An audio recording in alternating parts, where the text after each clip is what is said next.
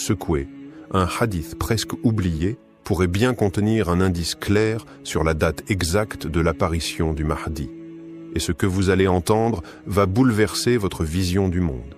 Avant de plonger dans ce mystère prophétique, abonnez-vous dès maintenant à notre chaîne La Foi Islamique pour ne manquer aucune vérité cachée, aucun signe de la fin des temps. Car ce que nous allons vous dévoiler, personne n'en parle ouvertement. Bismillah, wa salat wa salam ala rasulillah. Ô Allah, fais pleuvoir sur nos cœurs la lumière de la vérité, rends nos âmes attentives aux signes et accorde-nous la clairvoyance dans une époque de confusion. Partie 1. Le hadith effacé de la mémoire collective. Il existe des manuscrits anciens que peu d'yeux ont encore feuilletés. Des feuilles vieillies par le temps, conservées dans des bibliothèques oubliées, rédigées à l'encre noire de nuits studieuses. Et dans ces recoins du savoir islamique, là où même les érudits modernes n'osent plus poser leur regard, sommeille un hadith, presque effacé de notre mémoire collective. Ce hadith, ni central dans les sermons, ni cité dans les manuels populaires, semble avoir été mis de côté. Était-ce par prudence, par oubli volontaire, ou simplement parce qu'il dérangeait une certaine conception figée du temps prophétique? Il ne figure pas dans les ouvrages les plus cités du commun des musulmans, mais on le retrouve en notes de bas de page, en marge d'anciens recueils, ou dans des copies manuscrites jalousement conservées dans les bibliothèques de Damas, du Caire ou de Kairouan. Il s'ouvre sur une phrase que seuls les initiés auraient osé commenter. Après l'antelle, les troubles augmenteront, puis, après 30 ans, émergera l'homme de la maison bénie. Une déclaration à la fois simple et terriblement lourde de sens. Mais un détail intrigue, ce antelle, ce point de départ flou. Pourquoi le prophète, d'habitude si précis, aurait-il laissé ce moment initial voilé? Les anciens commentateurs, peut-être décontenancés par l'ambiguïté du chiffre, ont préféré éluder. Quelques-uns ont qualifié le hadith de da'if, faible, à cause de la chaîne de transmission incertaine. D'autres l'ont effleuré, le mentionnant comme une énigme parmi tant d'autres. Mais aucun ne s'y est vraiment attardé, jusqu'à ce que certains chercheurs musulmans contemporains, passionnés par les signes de la fin des temps, décident de le réexaminer. Armés des événements du siècle passé, des marqueurs historiques des guerres, des invasions et des bouleversements sociaux, ils ont croisé ce hadith avec une époque précise. L'année 1410 de l'Hégire, soit 1990 du calendrier grégorien. Pourquoi 1410 ? Parce que cette année marque une rupture nette. La première guerre du Golfe, l'effondrement de blocs géopolitiques, la montée du désordre au sein de l'Oumma, et le début d'un dérèglement mondial aux dimensions multiples, militaires, économiques, spirituelles. Et puis vient la suite du calcul. 1410 plus 30 égale 1440. Une date qui correspond à 2019 dans le calendrier grégorien. Et là, soudainement, le hadith semble vibrer dans une fréquence nouvelle. Car 2019, ce n'est pas qu'une simple date. C'est le début de quelque chose. Des mouvements de contestation surgissent dans le monde musulman, en Algérie, au Soudan, en Irak, au Liban. Une pandémie mondiale plonge la planète dans un état de sidération. Les mosquées se ferment, la Kaaba se vide. Le monde entre dans une ère de surveillance, de conflits numériques, de fractures spirituelles. Et dans tout cela, un sentiment diffus, presque mystique, émerge. Le Mahdi est proche.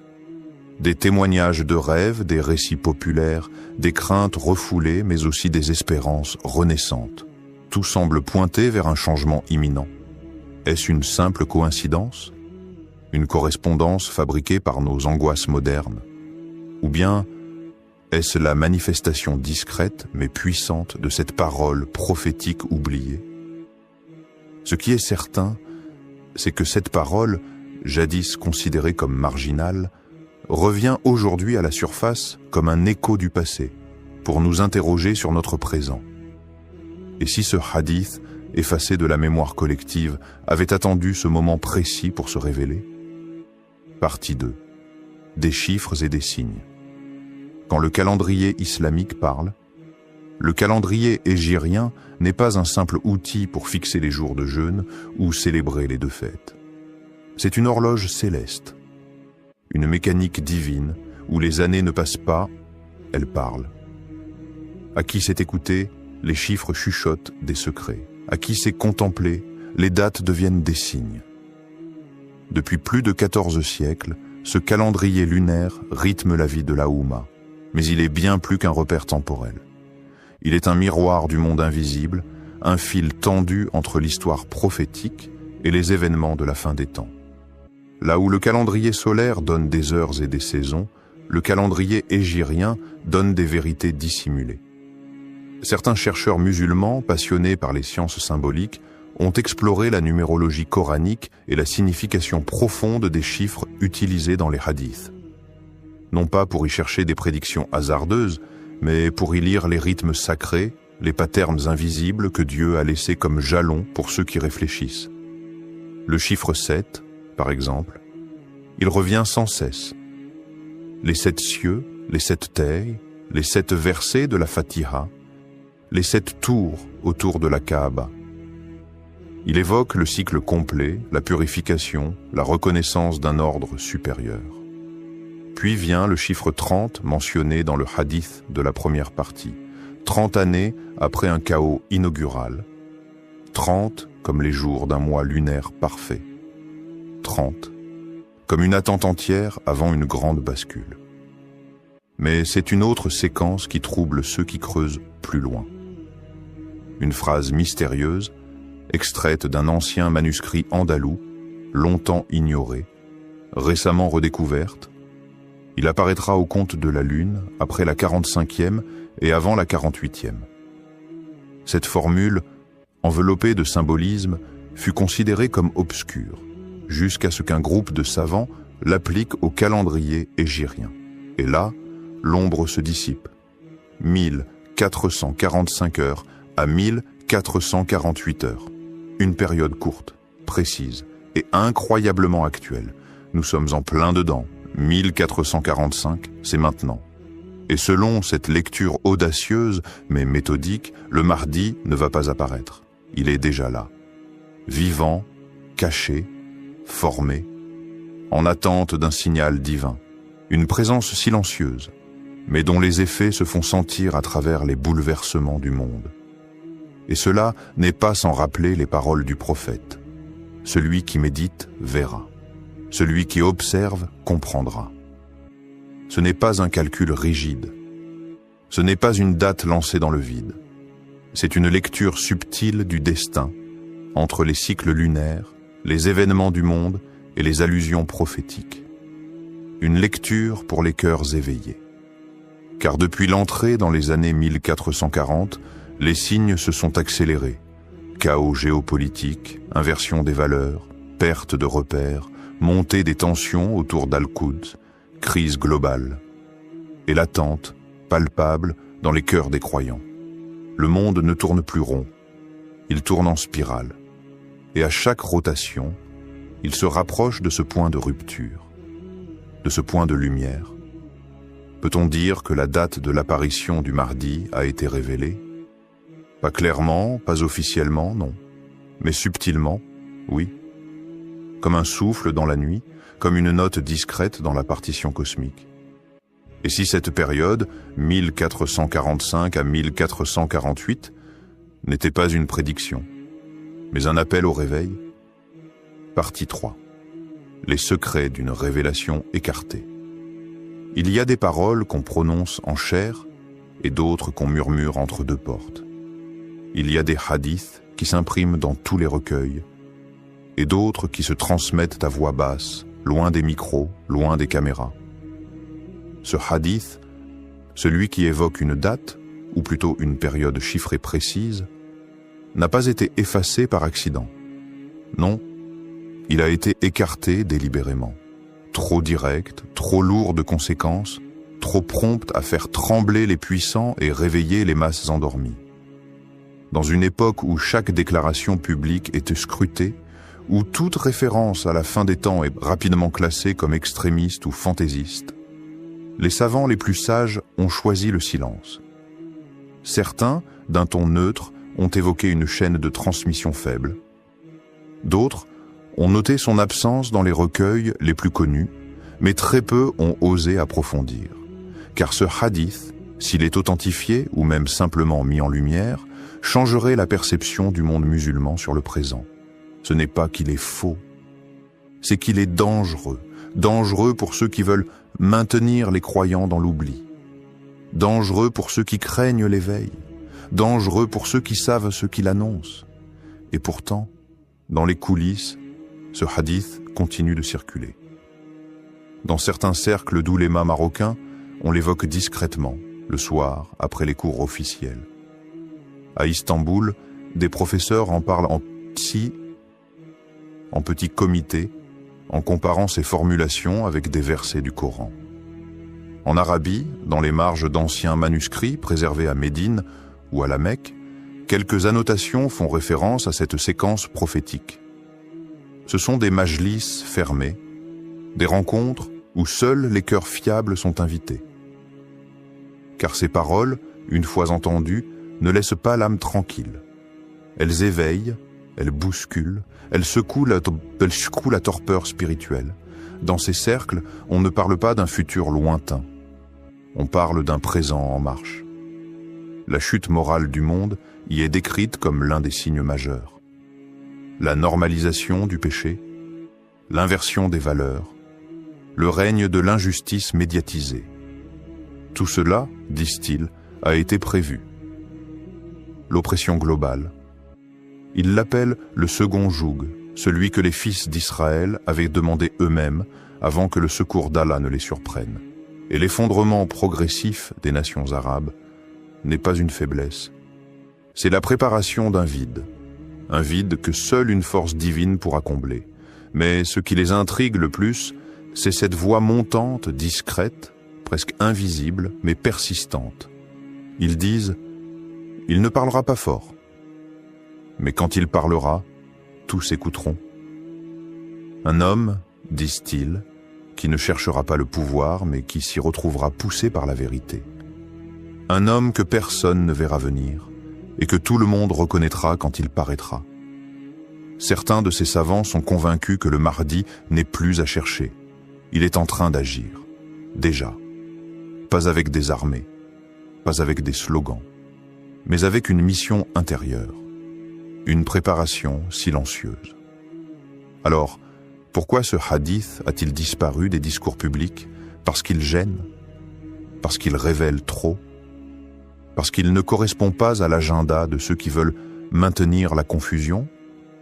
Mais pour ceux qui cherchent sincèrement, ce hadith oublié devient une lumière, pas une lumière aveuglante, mais une lueur douce qui trace le chemin de la vigilance.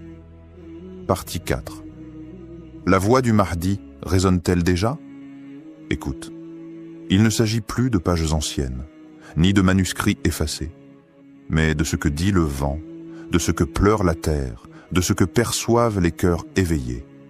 Et si la date n'était plus à chercher dans les chiffres, mais dans les frissons du monde actuel? À Gaza, les bombes tombent, mais les enfants lèvent d'eux les yeux au ciel et sourient parfois. À Paris, les foules crient dans la rue. Mais dans certains regards fatigués, on devine une attente, une silhouette. À Damas, une femme rêve chaque nuit du même homme. Toujours de dos, toujours en blanc. Des jeunes musulmans, un peu perdus, fatigués par les écrans, le chaos, la solitude, se retrouvent à parler du Mahdi comme on parle d'un frère absent depuis trop longtemps. Une parole revient encore et encore dans les prières tardives, dans les discussions à voix basse. Et s'il était déjà là?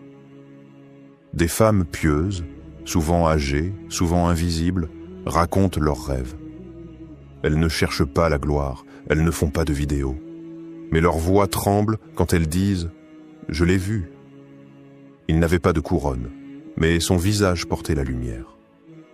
À Médine, une vieille dame s'est réveillée en sursaut, la main posée sur le cœur, en répétant des paroles qu'elle n'avait jamais entendues avant. Dis-leur que le Mahdi s'avance. Il marche, mais ils ne le regardent pas. Il parle, mais ils ne l'entendent pas. Et depuis ce jour, elle pleure sans comprendre pourquoi. Dans le ciel, certains affirment avoir vu des lignes étranges, des lumières sans source, des silences qui grondent, des alignements cosmiques qui coïncident étrangement avec les dates évoquées dans les manuscrits andalous ou persans. Les astrophysiciens diront « illusion », les sceptiques « coïncidence », mais ceux qui ont le cœur pur diront « signe ». Et si la voix du Mahdi résonnait déjà, pas dans un discours, pas sur un trône, mais dans les gestes simples, dans un regard posé sur un pauvre, dans une larme versée pour l'injustice, dans un silence plus fort que 1000 slogans. Et s'il avait déjà donné des signes, pas pour être acclamé, mais pour qu'on l'écoute au fond de nous-mêmes. Il se peut que ces mots aient été chuchotés dans une ruelle, entendus uniquement par celui dont le cœur bat avec sincérité. Il se peut que ces pas aient traversé une grande ville occidentale, croisant des centaines de passants, et que seul un enfant les regardait avec émerveillement. Il se peut qu'il ne cherche pas à se montrer, mais à éveiller. Et si tout cela n'était pas une fiction, si tout cela n'était pas encore l'apparition, mais déjà l'écho de sa mission, écoute à nouveau. Ce n'est pas une voix extérieure, c'est une vibration intérieure, un appel. Il ne hurle pas, il n'impose pas, il invite. Et c'est cela, peut-être, le vrai début. Non pas l'arrivée, mais le pressentiment. Partie 5. Et maintenant, que devons-nous faire? Arrêtons-nous un instant, respirons, écoutons le silence entre deux épreuves, car si ce hadith effacé disait vrai, si les années que nous vivons sont vraiment les années du dévoilement, alors ce n'est plus du récit. C'est notre réalité. Ce n'est plus le temps des débats vains. Ce n'est plus le temps des querelles sur des détails insignifiants. C'est le moment du grand retour. Pas vers un homme, mais vers Dieu. Car le Mahdi ne viendra pas sauver ceux qui attendent sans agir, ni ceux qui doutent en silence, ni ceux qui crient manquent son nom, mais vivent loin d'Allah. Le Mahdi viendra pour ceux dont le cœur aura guéri, pour ceux qui auront ressuscité leurs prières, pour ceux qui auront déserté les péchés et reconstruit l'espérance. Prépare ton cœur. Avant de chercher des signes dans le ciel, cherche en toi, car les vrais signes du Mahdi sont intérieurs. Une larme versée en secret pour tes fautes, une salat accomplie avec sincérité, même fatiguée, une aumône donnée sans attendre un merci, une nuit où tu as lutté contre le sommeil pour dire « Ya Rabbi, pardonne-moi, répare ta prière ». C'est la première chose que le Mahdi reconnaîtra chez toi. Pas ton apparence, pas ton discours, mais ta connexion à ton Seigneur, ta manière de te prosterner, ta manière de dire « Iyyaka na'budu wa iyyaka nasta'in ». Nettoie ton âme. Le Dajjal trompera ceux dont les cœurs seront remplis de doutes, de rancune et de désirs déchaînés. Mais le Mahdi illuminera les visages de ceux qui auront poliché leur cœur comme un miroir, prêt à refléter la lumière divine. Le prophète a dit « Celui qui l'attendra sincèrement le reconnaîtra dès son apparition. » Pas par les médias, pas par les annonces spectaculaires, mais par une certitude dans le cœur, une clarté intérieure que rien ne pourra éteindre. Les années 1445 à 1448 sont cruciales. Tu les vis maintenant. Ce ne sont pas des années ordinaires.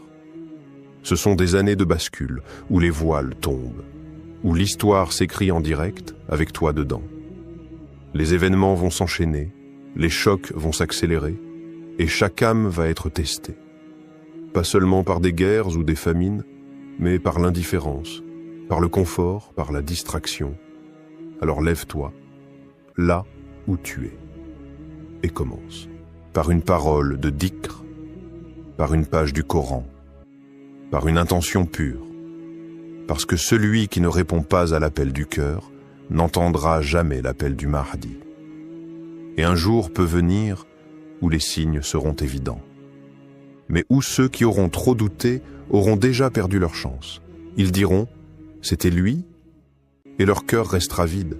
Mais toi, si tu marches vers Allah, le Mahdi te trouvera déjà debout, déjà prêt, déjà éveillé. Et cela vaut plus que 1000 prédictions. Alors que les pages du temps tournent et que les signes se multiplient autour de nous, rappelons-nous que la venue du Mahdi n'est pas seulement un événement à attendre, mais une réalité à vivre dès aujourd'hui, dans nos cœurs, dans nos actions, dans notre foi. Ne laisse pas ce hadith oublié rester dans l'ombre. Ne laisse pas cette date mystérieuse glisser entre les doigts de ton destin. Car l'appel est là, clair et puissant, murmuré à travers les siècles, pour éveiller le croyant endormi, pour rallumer la lumière dans les ténèbres. Que ce rappel soit un souffle divin, une invitation à revenir vers Allah avec humilité et sincérité. Car le vrai triomphe du Mahdi sera celui des âmes qui auront su se préparer, pas seulement dans l'attente, mais dans la transformation. Abonne-toi à cette chaîne si ce voyage t'a touché, pour ne rien manquer des clés spirituelles qui illuminent notre temps. Partage cette vidéo pour que ce message traverse les cœurs et les horizons. Et surtout, prie avec moi. Ô Allah, guide-nous vers la lumière, accorde-nous la patience, et fais que nous soyons parmi ceux qui reconnaîtront et soutiendront ton serviteur, le Mahdi, lorsqu'il apparaîtra. Amin. Que la paix et la bénédiction d'Allah soient senties sur le prophète, sur sa famille, ses compagnons, et sur vous tous, mes frères et sœurs en foi. À très bientôt pour continuer ensemble ce chemin vers la vérité.